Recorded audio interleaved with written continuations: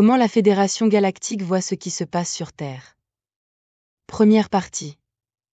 Pour la plupart des gens, et pour d'autres sources d'informations sur la Fédération Galactique, ou sur la Fédération Unie des Planètes, même chose avec des noms différents, aucun d'entre eux n'est vraiment correct car ils sont évidemment humanisés, c'est une sorte d'organisation de pur amour et de lumière qui guide l'humanité d'en haut et qui la libérera de ses oppresseurs. Et c'est là que le premier problème commence car il s'agit toujours de libérer l'humanité et cela ne se produit jamais. Le salut avec eux est toujours imminent mais ne se concrétise jamais, ce qui logiquement fait penser à beaucoup de gens que ceux qui disent cela ne sont que des charlatans qui utilisent le sujet pour gagner de l'argent en ligne et vendre des livres. Et pour d'autres, c'est une indication claire que ces groupes qui poussent la Fédération Galactique de Lumière et son existence présumée sont des agents payés qui propagent des désinformations et du soi-disant opium, afin de contrôler la perception des gens dans le cadre du mouvement New Age fortement contrôlé par le gouvernement. Et puis nous avons encore un autre point de vue, celui de mes prédécesseurs qui ont dit que la Fédération Galactique est celle qui contrôle l'humanité de bien au-dessus de toute la longue liste d'organisations répressives qui, en réalité, ou finalement, les servent. À mon avis, tous ces points de vue ont beaucoup de vérité en eux, et beaucoup de malentendus également, et cela indique ce que j'ai dit plus haut, que ce sujet est extrêmement compliqué et difficile à aborder. Ce qui suit est mon opinion éclairée sur ce qui se passe réellement, et je dois rappeler à certains d'entre vous, les nouveaux, que je ne suis pas sur Terre, je suis sur un grand vaisseau spatial en orbite, et j'ai parcouru les longs couloirs et les salles du siège local de la Fédération dans le vaisseau biosphère andromédien Viera. Je ne suis pas humaine, mais j'ai vécu sur Terre pendant 5 ans en tant que mission temporaire, j'y suis arrivée à l'âge de 8 ans et je suis partie à l'âge de 13 ans. Avoir vécu sur Terre en tant qu'humaine sans en être une pendant 5 ans, venant de l'extérieur de la Terre où je me trouve actuellement, me donne une perspective unique sur l'ensemble de ce qui se passe sur Terre. Avec les deux perspectives, celle au niveau humain, de la manière dont les choses sont vues depuis la surface, et aussi de la manière dont les choses sont vues d'ici, du point de vue de mon groupe et du point de vue de la Fédération également. Cela étant dit, d'un autre côté, être ici en orbite ne signifie pas que je peux tout savoir ce qui se passe, de la même manière que si vous vivez aux États-Unis, ou en Angleterre vous ne savez pas nécessairement tout ce qui se passe là-bas. Donc je peux avoir une perspective plus large, plus étendue peut-être, mais comme tout le monde je ne peux donner que mes points de vue basés sur ce que je vois ici et avec les meilleures informations disponibles et avec mes meilleures intentions également. Et ce sujet est tellement compliqué, et tellement étendu que je dois l'aborder à travers plusieurs vidéos, car il y a tellement d'informations qu'une seule ne peut pas tout contenir. Ce que je vois se dérouler est un désordre multidimensionnel, multiracial et multiculturel super compliqué que personne ne semble vraiment comprendre, peu importe le niveau ou le rôle ou le poste qu'il ou elle peut occuper. Pourtant de nombreuses choses sont assez claires pour être affirmées comme des faits à partir desquels analyser toute la situation. La Fédération contrôle vraiment tout ce qui entoure la Terre, ce qui signifie que je ne vois aucun signe et aucune possibilité d'une quelconque invasion régressive en cours, ou se produisant en ce moment, ni dans le passé récent et rien dans le futur non plus. Tout le cadran galactique est entièrement sous contrôle de la Fédération, et je n'ai pas besoin de dire que cette organisation est gigantesque et extrêmement puissante car elle est composée de nombreuses races, espèces et cultures qui travaillent ensemble dans une bonne coopération. Je peux même dire que de nombreuses races qui sont considérées comme régressives par de nombreux experts sur Terre, comme les dracos alpha reptiliens, et les races de grands gris, comme les étortans, sont amicales et coopératives avec le reste des membres de la Fédération. Ou du moins ils sont amicaux ici dans cette région où se trouve la Terre. Donc de mon point de vue, toutes les données dont je dispose indiquent que la Fédération est vraiment le contrôleur ultime de la Terre. La situation générale en orbite terrestre est la suivante. Le système solaire sur Terre est bien à l'intérieur de l'espace dominé par la Fédération, et également dans une zone à fort trafic où d'innombrables vaisseaux vont et viennent tout le temps. La Terre n'est pas cachée, loin de là, chaque race sait où elle se trouve, et sait où elle est, donc l'idée que les humains ne transmettent pas de messages de salutation dans l'espace parce que cela pourrait attirer l'attention d'une race régressive invasive est simplement ridicule.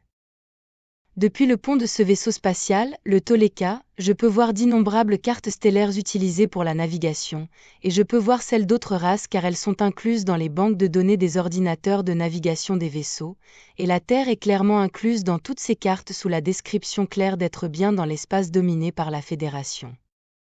Juste à cause de cela, je peux pleinement conclure que quoi qu'il arrive, et quoi qu'il se passe sur Terre, c'est en effet la responsabilité de la Fédération unie des planètes, ou de la Fédération galactique, c'est la même chose. La situation physique ici est la suivante. La Terre est artificiellement isolée par une série d'anneaux de haute intensité de radiation, les ceintures de Van Allen, mais elles ne sont efficaces que dans l'état vibratoire que beaucoup appellent 3D, en référence à la fréquence vibratoire moyenne sur Terre, ou de la Terre. Car au-dessus de cette fréquence, la barrière éthérique, comme d'autres l'appellent simplement n'existe pas, et n'est en aucun cas un problème, car inexistante à partir de la 5D, laissant la 4D comme une plage de fréquence de transition. Je rappelle à tous que les densités et leur nombre sont utilisés par moi et par mon groupe comme référence seulement, car nous insistons sur le fait qu'une densité est un état d'esprit et une gamme de perception d'un ou plusieurs individus en accord, et non quelque chose de vraiment physique, encore moins avec des barrières entre elles. Cela conclut que les soi-disant ceintures de Van Allen, ou la barrière éthérique, ne sont là que du point de vue de quelqu'un lié à la Terre et avec une mentalité moyenne, et peuvent être facilement surmontées en utilisant l'esprit et la perception, mais seulement si l'individu est suffisamment avancé spirituellement. Pourtant, les ceintures de radiation sont là et peuvent être mesurées avec la technologie et l'instrumentation humaine, mais seulement en tant que rayonnement ionisant à haute énergie. On dit même que dans le monde des esprits, si l'on a une vibration suffisamment élevée et une conscience spirituelle et avancée, une âme peut échapper à la barrière éthérique, et si elle n'est pas assez avancée et maintient un état vibratoire bas, elle ne peut pas franchir la barrière et doit retourner sur Terre pour vivre une autre incarnation là-bas, dans le cadre de sa progression spirituelle et de sa croissance. Que cela soit vrai ou non, il est presque impossible de le savoir, mais il y a des informations dans les archives de la Fédération qui affirment que cela fait partie de la fonction des ceintures de Van Allen, et cela explique également pourquoi tant de gens utilisent le terme barrière éthérique en les mentionnant. Le reste de la situation physique est le suivant. Il y a un grand vaisseau spatial andromédien en forme de pointe de flèche, avec une capacité de biosphère complète cachée en permanence derrière la Lune qui est elle aussi un ancien vaisseau de biosphère andromédien, beaucoup plus grand que le premier, et qui est en grande partie vide et avec peu de races de la Fédération les utilisant comme base. La Lune elle-même est un autre sujet très vaste. Tout le trafic spatial et tout ce qui se passe sur Terre est étroitement surveillé et contrôlé depuis le vaisseau de biosphère andromédien, qui est également le siège local des fédérations, où ils tiennent constamment des réunions parmi les représentants des races extraterrestres les plus importantes et bien connues sur Terre. Tels que par exemple les Andromédiens et les Arcturiens, qui occupent les chaises les plus élevées au Conseil, suivis par les Alpha Centauriens, également appelés les Alphraciens, les Antariens, les Syriens de Sirius A et B, les Étortans et d'innombrables autres races moins connues. À partir de là, il y a entre 900 et 1000 grands vaisseaux dépassant 1 km de longueur, constamment en orbite autour de la Terre, principalement entre 200 000 et 500 000 km de la surface de la Terre, et aussi des milliers de petits vaisseaux de toute taille et forme appartenant à d'innombrables races stellaires.